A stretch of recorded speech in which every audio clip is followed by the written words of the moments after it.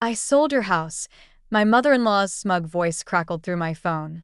Julia needs a proper home to start her life with Daniel, and you clearly don't deserve this place. I stood in the makeshift medical tent in rural Guatemala, where I'd been volunteering for the past 3 weeks, and felt an odd sense of calm wash over me. After 8 years of marriage to Daniel, Margaret's attempts to undermine me had become almost predictable.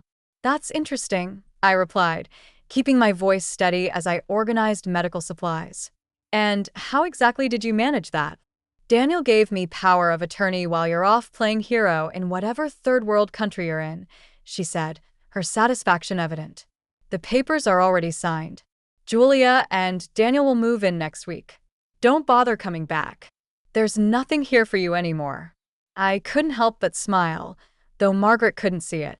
Well, good luck with that, I said. I hope everything works out exactly as it should. My calm response clearly threw her off.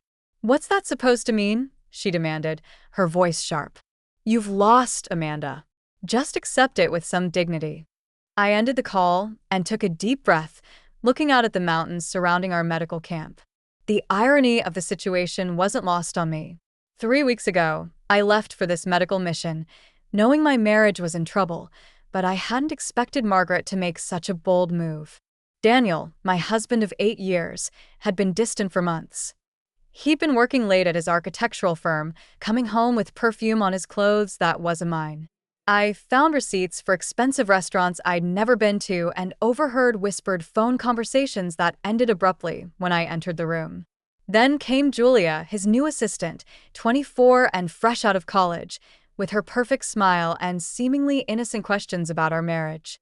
But Margaret, she'd been working against me from day one. From the moment Daniel brought me home 8 years ago, she'd made it clear I wasn't good enough for her precious son. Never mind that I was a successful emergency room doctor, that I'd worked my way through medical school, and that I'd saved lives. To Margaret, I was just the woman who took her son away. What Margaret didn't know, what none of them knew, was that I'd been prepared for something like this. 6 months ago, when I first suspected Daniel's affair, I'd visited my family lawyer, Eleanor Chin. We'd spent hours going over my options, securing my assets, and, most importantly, protecting the house that had been in my family for generations. The house my grandfather had built with his own hands in 1960, a beautiful Victorian-style home overlooking the city. He passed it down to my father, who gave it to me when I finished medical school. It was my sanctuary, my heritage, and apparently, the perfect target for Margaret's latest scheme to get rid of me.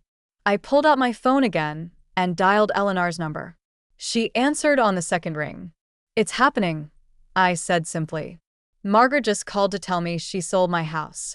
Eleanor's laugh was sharp and satisfied. Did she now?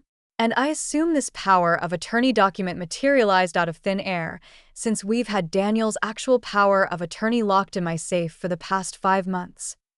Apparently so, I replied, feeling a wave of gratitude for my lawyer's foresight. She says the papers are signed and Julia is moving in next week. Well, Eleanor said, and I could hear her typing in the background, I've just sent emails to the police, the county recorder's office, and RPI. Any attempt to sell that house without your signature is fraud, and we've got everything documented. Would you like me to proceed with pressing charges? I thought about Margaret's smugness, about Daniel's betrayal, about Julia's innocent act. Yes, I said firmly. It's time they learn actions have consequences. Consider it done, Eleanor replied. And Amanda, the security cameras we installed caught Daniel bringing Julia to the house last week. The footage has been added to our documentation. I closed my eyes, feeling a mixture of pain and vindication. Thank you, Eleanor.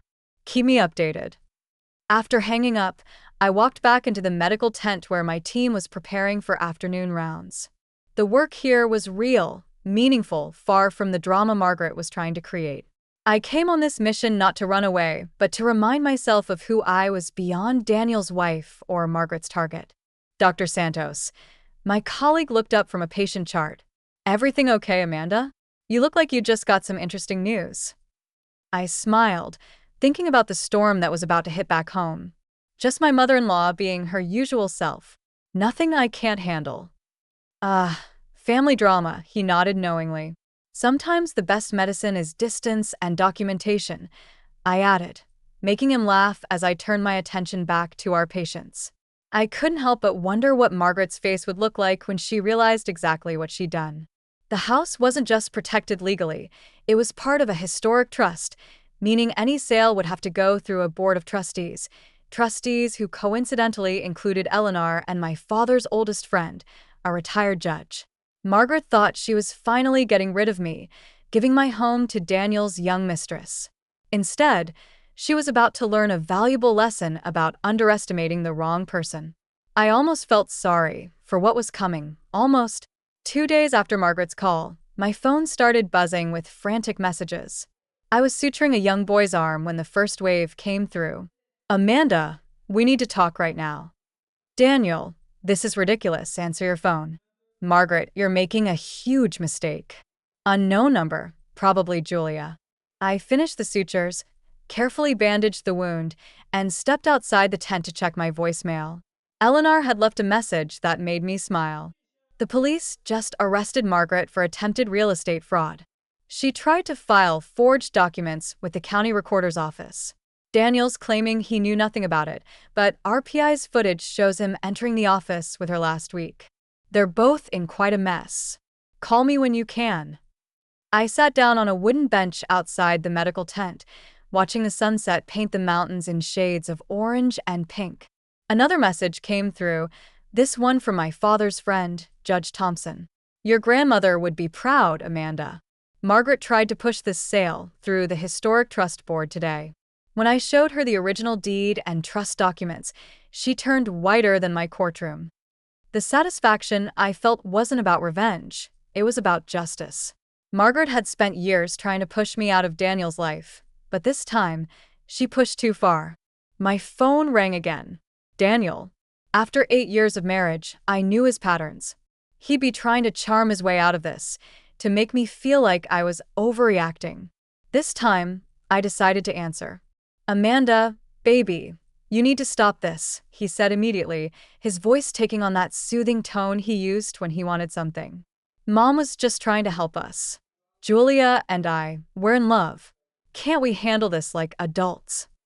I watched a hummingbird dart between flowers as I replied, like, adults? You mean like how you adultly had an affair with your assistant? Or how you adultly let your mother try to steal my family home? I didn't know she was going to do that, he protested weakly. Really? So you weren't with her at the county recorder's office last week? Because the security cameras say otherwise, I said. Daniel went silent. The house has been in my family for 3 generations, I continued, my voice steady. My grandfather built it. My father grew up there. I was born there. Did you really think I wouldn't protect it? You're being vindictive, he accused, his charm evaporating. Julia is pregnant. We need a home, he added. The news should have hurt more than it did. Instead, I felt oddly detached. Congratulations. I'm sure Margaret will be thrilled. But you'll need to find another house. This isn't over, he threatened. Actually, it is. Check your email. My lawyer sent over the divorce papers an hour ago, and, by the way, the police want to talk to you about your role in a fraud attempt. I hung up before he could respond. Dr. Santos appeared with 2 cups of coffee, offering me one. More family drama? He asked, nodding at my phone. My husband's girlfriend is pregnant, I said, surprised at how little emotion the words carried. And my mother-in-law just got arrested for trying to steal my house. He whistled low. That's quite a day. How are you holding up? I considered the question. You know what's strange? I feel relieved. Like I finally put down a heavy weight I didn't even know I was carrying. Sometimes the hardest part isn't the betrayal, he offered wisely. It's admitting to yourself that you deserve better.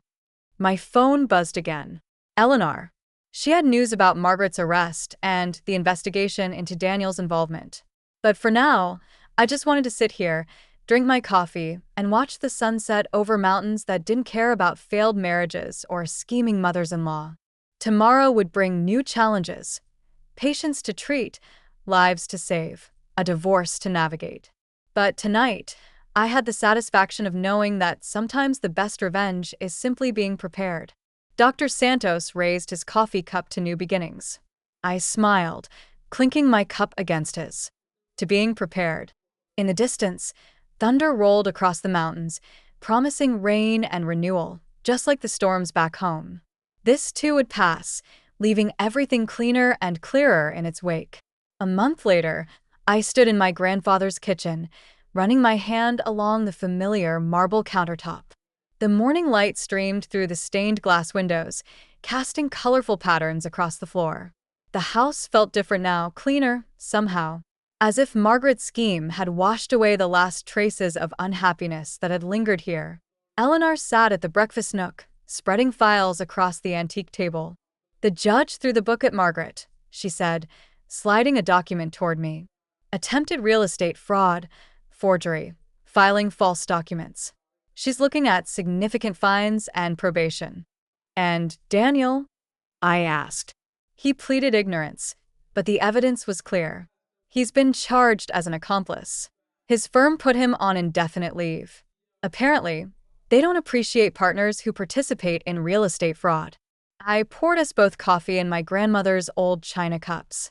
"And Julia left town last week," Eleanor continued. "Apparently, the pregnancy was as real as Margaret's power of attorney." Eleanor's eyes twinkled with barely suppressed amusement. "She found another job in Seattle." The news should have hurt, but instead, I felt only a wave of relief. All those years of trying to please Margaret, of ignoring Daniel's increasing distance, of doubting myself, they seemed like a strange dream now. My phone buzzed with a text from Dr. Santos. "Hospital board approved our proposal for the free clinic. When can you start?" I smiled, showing Eleanor the message. During my time in Guatemala, Dr. Santos and I had developed a plan to open a free medical clinic in our city. The work we'd done there had reminded me of why I became a doctor in the first place, to help people, to make a difference. "Life has a funny way of working out," Eleanor mused, sipping her coffee. "If Margaret hadn't tried to steal your house, you might still be trapped in an unhappy marriage, working at a hospital you've grown to resent." She was right. The past month had brought more than just legal victories, it had brought clarity. I'd resigned from my old hospital position, excited to start fresh with the clinic project. The house, once a source of tension with Daniel and Margaret, had become my sanctuary again. A knock at the door interrupted our conversation. Through the stained glass, I recognized Margaret's silhouette. Eleanor raised an eyebrow, but I nodded. It was time to face this. Margaret looked smaller, somehow less intimidating than I remembered her. Perfectly coiffed hair couldn't hide the strain in her face. "Amanda," she said stiffly, "I came to apologize." I gestured for her to sit on the porch swing where my grandfather used to tell me stories. She perched on the edge, clearly uncomfortable.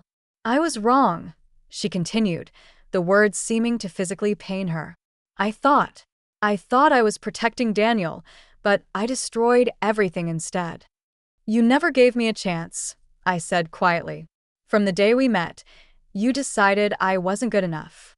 She looked out at the garden, where my grandmother's roses still bloomed. "No," she said, her voice soft. "I was the one who wasn't good enough. I couldn't accept that Daniel had found someone successful, independent. It reminded me of everything I'd given up to be the perfect wife and mother." The honesty surprised me, but it changed nothing. "I hope you find peace, Margaret. But I think it's best if we don't see each other again." She nodded, standing slowly. "The house. It's beautiful. I see now why you fought so hard to protect it." "It's not just about the house," I replied. "It's about standing up for yourself. About not letting others decide your worth." After she left, I returned to the kitchen where Eleanor waited. "You okay?" she asked. "Better than okay," I smiled. "I'm free." Looking around the house, I saw not just my grandfather's legacy, but my own future. The front room would make a perfect waiting area for the clinic's overflow patients. The large basement could store medical supplies. This house, which Margaret had tried to take from me, would help me give back to others. Dr. Santos was right. Sometimes the hardest part isn't the betrayal. It's admitting you deserve better. But standing here in my grandfather's house, surrounded by generations of love and strength, I knew I'd finally learned that lesson. Eleanor gathered her files, pausing at the door. You know, when you first came to me about protecting the house, I thought you were being paranoid. I'm glad you proved me wrong. I hugged her, grateful for her guidance through the storm.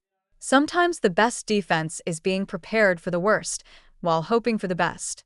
As the afternoon sun painted the walls with light through the stained glass windows, I felt at peace. Margaret, Daniel, Julia, they had all underestimated me, and in doing so had set me free. My grandfather had built this house as a legacy of love. Now, it would become a legacy of healing, both for me and for others. Sometimes the best revenge isn't revenge at all. It's living well, on your own terms, in a house built with love and protected by wisdom.